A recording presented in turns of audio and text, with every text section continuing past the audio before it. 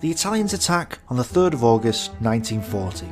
Italian Lieutenant General Nassi has 3 Italian battalions, 23 colonial battalions, 4 field howitzer batteries, a squadron of light tanks, half a company of medium tanks, some armoured cars, and 5 bands of irregular colonial troops. And this force is split into 3 different columns.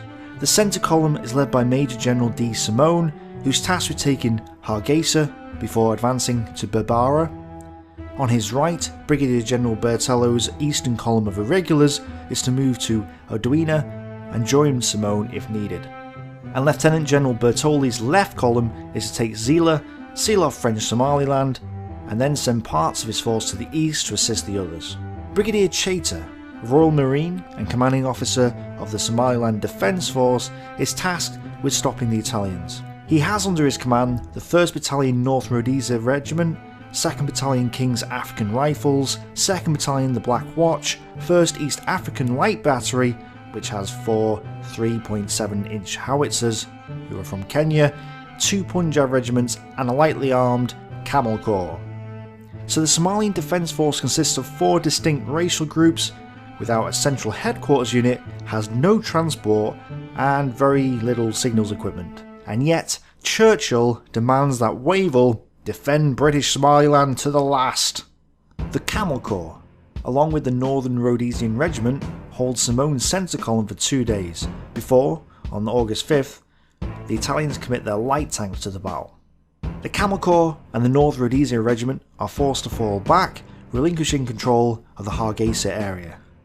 Despite being harassed by land, sea and air, Bertoldi's column takes Zila on the 5th and pushes eastwards. Bertello occupies Oduina on the 6th before turning towards Adadel to potentially join the centre column once more. The British dig in at the Tug Argan Gap, which was essentially the last position the British could hold before Berbera without threat of being outflanked. After waiting for a couple of days, the advance of the centre column continues on the 8th, with the Italian medium tanks making their first contact in the Tug Argan area. Despite an appalling lack of anti-tank weaponry, Wavell decides to fight and orders a general to take command of the Somalian Defence Force. Up to this point, Chater had been in charge of a division's worth of troops, but he had only just been promoted to brigadier. So on the 11th, Major General Goodwin Austin arrives and assumes command that evening.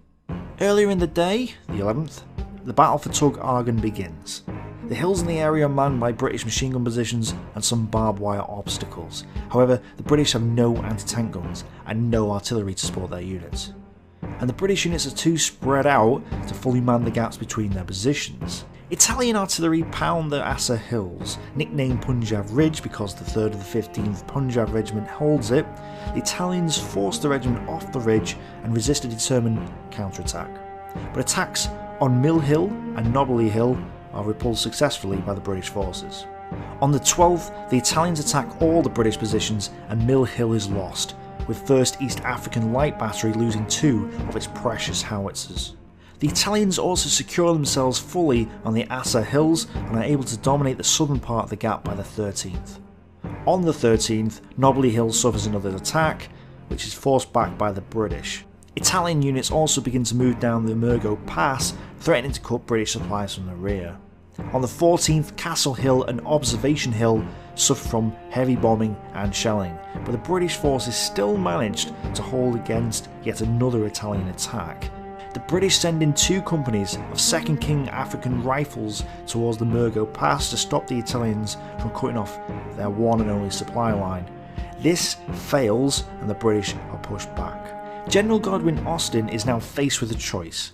He knows that he hasn't got the strength to keep his unit's supply route protected, let alone defeat the Italians. He could continue to hold and let the Italians wipe out his force in its entirety, or withdraw and possibly save about 70% of his force. He sends a request for orders on the 15th and receives a reply at noon. The order is to evacuate. Fighting a rearguard action at Barkasan on the 17th against a slow Italian advance, the Black Watch resist the Italians effectively. So effectively that Godwin Austin can concentrate on and is able to speed up the British withdrawal. British forces are able to pull out of Somaliland fully by the morning of the 19th, and the Italians march into Berbera that evening. 260 casualties are sustained by the British, mainly borne by the North Rhodesian Regiment and the Camel Corps. They also lose some stores of equipment to the Italians, who badly need them. However, the main blow to the British is that of morale. Public opinion is shocked by the loss of British Somaliland, and Churchill flies into a rage. Wavell defends Godwin Austen though, saying that he was right to evacuate under the circumstances. No one can deny that this was a great Italian victory. The Italians, however, lost 2,052 casualties and a loss of material they can't really afford in East Africa. Despite taking Berbera, they're still cut off from Italy and have no lines of communication back to their homeland. If only the Italian invasion of Egypt in September could defeat the British in North Africa, take Egypt, and then unite with Italian East Africa. If only Marshal Graziani could somehow succeed and not get defeated during Operation Compass. This video is the first Battlestorm Light video that I've made. Click on the links in the description and go and watch my main Battlestorm videos, which are of better quality than this. Videos like Operation Compass or Rommel's first battle in the North African Desert Campaign, as well as Operation Market Garden. Go on, you know you want to go and click on them. And if you like this video, please comment below, let me know. I may do more like this in the future. Thanks for watching, bye for now. The final camp group, the Fabius unit, which was actually named by the Italians, is formed from a motorcyclist unit supported by guns from the Areti division, and is sent towards Machili, followed by the rest of the Areti.